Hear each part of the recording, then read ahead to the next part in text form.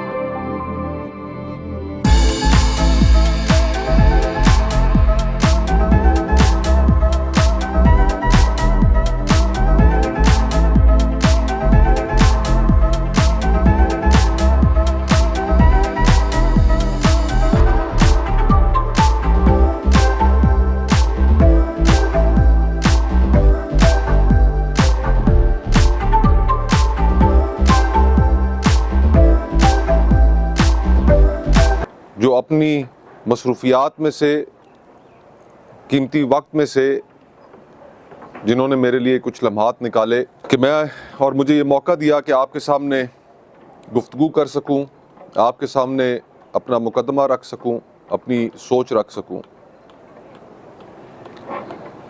यूं तो वैसे सियासी माहौल और गहमा गहमी उस तरह की नहीं बन पाई जिस तरह की अमूमन इलेक्शंस में हुआ करती है, लेकिन शुक्र अल्हम्दुलिल्लाह पिछले 2 महीने से मैं मैदान में मसरूफ़ अमल हूँ। 2 महीने से ऊपर कुछ अरसा हो चुका है, कैंपेन में निकला हुआ हूँ। आप बाखबर लोग हैं, जानते हैं कि इस वक्त पूरे इस्लामाबाद में अगर कोई कैंपेन कर रहा है, किसी जगह कॉर्नर मीटिंग्स कर रहा है, लोगों के दरमियान जा रहा है, तो वो शुक्र अल्हम्दुलिल्लाह आपका भाई, आपका बेटा ही है। और उसके अलावा ना कोई सियासी जमात मैदान में उस तरह निकल सकी है, ना कोई मुकामी रहनुमा निकल सका है।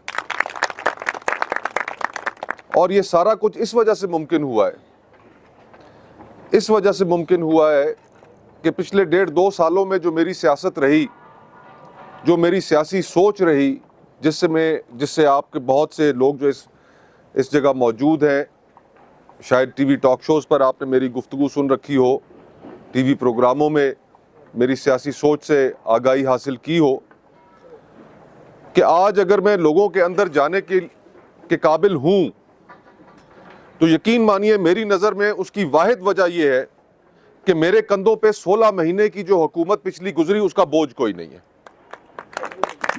वो जो 16 महीने की हुकूमत थी, जिन जिन के कंधों पर उसका बोझ है, वो आज अवाम के अंदर जा नहीं सकते, लोगों के साथ नजरों से नजरें नहीं मिला सकते। पाकिस्तान के अवाम इस वक्त जिस मुश्किल हालात में अपनी जिंदगी गुजारने पे मजबूर है, महंगाई ने तकरीबन हर तबके की और खुसूसन सफेद पोश तबके की इस वक्त जो पाकिस्तान में हालत कर रखी है वो बयान नहीं की जा सकती। आज इस मुल्क में 98% लोगों को नहीं पता कि उन्होंने अपना महीना कैसे गुजारना है, अपना हफ्ता कैसे गुजारना है, और दिहाड़ीदार तबके को नहीं पता कि उन्होंने अपना दिन कैसे गुजारना है। हालात इतने खराब हो चुके हैं कि इस वक्त 98% पाकिस्तान ये नहीं जानता कि वो घर के किचन का खर्चा चलाए, अपने बिल दे, अपने बच्चों की स्कूल की फीसें दे, या अगर उसके घर के अंदर बुजुर्ग वालिदैन हैं या कोई बीमारी है तो वो उनके लिए दवाई का एहतमाम करे, इलाज मालजे का खर्चा उठाए। आज पाकिस्तान में लोगों को यह फैसला करना पड़ रहा है, 98% पाकिस्तान को यह फैसला करना पड़ रहा है कि वो कौन से खर्चे करे और कौन से खर्चे छोड़े। इस नहज पे हमने इस मुल्क को पहुंचा दिया है, और ये जो हमारा 76 सालों से दायरों का सफर जारी है,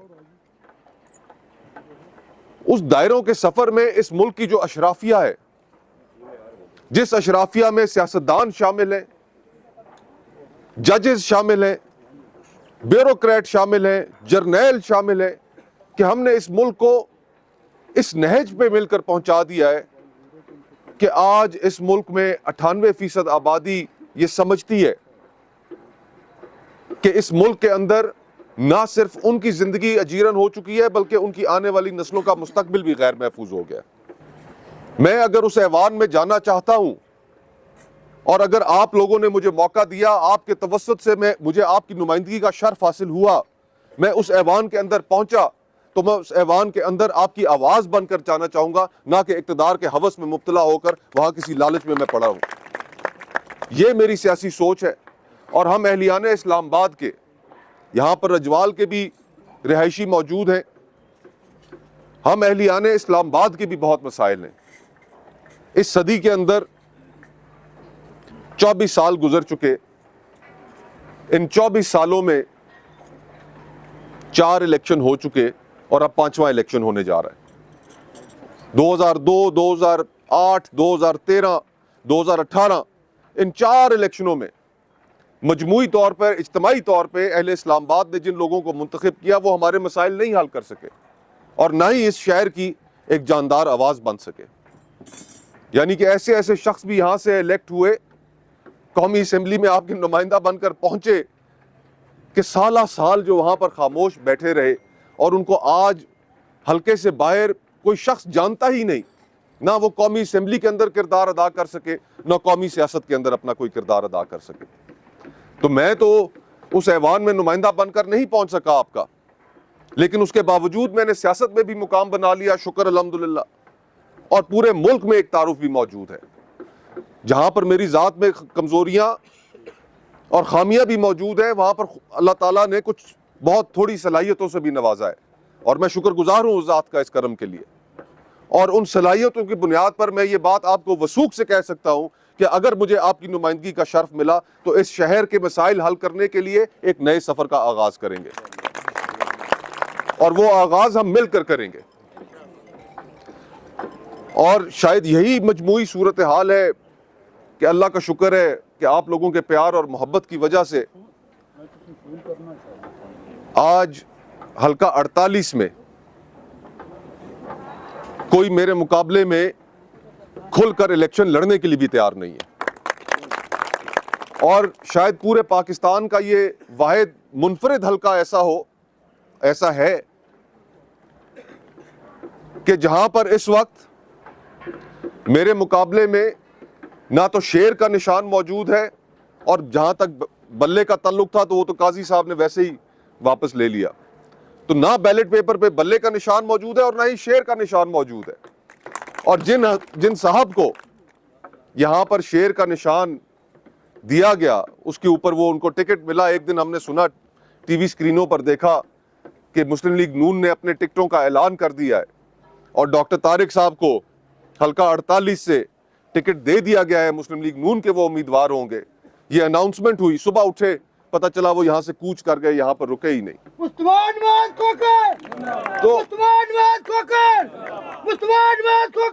तो शुक्र अल्हम्दुलिल्लाह आपके प्यार मोहब्बत आपके साथ की वजह से आज मुखालफीन भी सामना करने से सहमे हुए हैं। वरना वो इधर डॉक्टर तारिक साहब इलेक्शन लड़ते सीने पे हाथ मार के कहते कि हाँ मैदान में हम आएंगे और इलेक्शन लड़ेंगे मुस्तफ़ा के सामने, लेकिन उन्होंने भी यहां से कूच करने में आफियत समझी। और ये भी मैं आपको बताता चलूं कि वो यहां से कूच करके चले गए 47 में, सहम के 47 में भी आगे मैं मौजूद हूं। यहां से इंशाअल्लाह ताला, यहां से शेर सहम के निकला है, मैं 47 में भी उसको पहाड़ों के पीछे भेजूंगा, इस हल्के में नहीं ठहरने दूंगा इंशाअल्लाह। और ये भी अल्लाह का शुक्र है कि इंतखाबी निशान भी मुझे कोई ढंग का मिल गया है, वरना जो हालात थे क्या पता बैंगन मिल जाता और मैं बैंगन लेकर आपके सामने इस वक्त खड़ा होता। तो एक ढंग का सुलझा हुआ निशान मिला है, वक्त के साथ इसका ताल्लुक है। और यकीन मानिए कि हर लिहाज से 76 सालों में जो हमने अपने इस मुल्क पाकिस्तान के साथ किया, अपने इस वतन अजीज़ के साथ किया, उसमें हम सब शामिल हैं। अब वक्त आ चुका है कि उस रविश को भी हम बदलें और उस दायरों के सफ़र को भी ख़त्म करें। और ये भी वक्त आ चुका है कि कम अज़ कम कोई शख्स तो हो कि जो इस निज़ाम को बदलने के लिए आवाज़ भी उठाए, एक मौसर आवाज़ भी रखता हो और बेबाकी से ये गुफ्तगू भी करे। तो ये काम इंशाअल्लाह करने के लिए मैं तैयार हूँ। मेरा रिकॉर्ड आपके सामने है। मेरे मरहूम वालिद के साथ आप में से बहुत से लोग यहाँ पर मौजूद हैं, अल्लाह उनकी मग़फ़िरत करे। आप लोगों की उनसे शनासाई थी, उनसे एक तल्लुक़ था, उन्होंने सारी ज़िंदगी आप लोगों के साथ एक तल्लुक़ को निभाया। उस तल्लुक़ को जो शुरू में तो शायद सियासी तल्लुक़ था, लेकिन उसको इतना मुस्तहकम किया कि वो एक ख़ानदान की सूरत इख्तियार कर गया। और आज मैं जहाँ जाता हूँ वहाँ पर जो सबसे ज़्यादा मुझे वेलकम करने के लिए लोग मौजूद होते हैं वो मेरे मरहूम वालिद के साथी हैं। मैं आप तमाम हज़रात का तहे दिल से ममनून हूँ, आज की इस महफ़िल के मुंतज़मीन का भी और अहलियान रजवाल का भी, कि जो आप सारे यहाँ पर इतनी बड़ी तादाद में यहाँ पर आए। अल्लाह ताला से दुआ गो हूँ कि वो हमारे इस वतन अज़ीज़ की हिफाजत करे और इस मुल्क के हालात को बेहतर बनाने में हमें एक मुस्बत किरदार अदा करने की तौफीक अता फरमाए। बहुत बहुत शुक्रिया।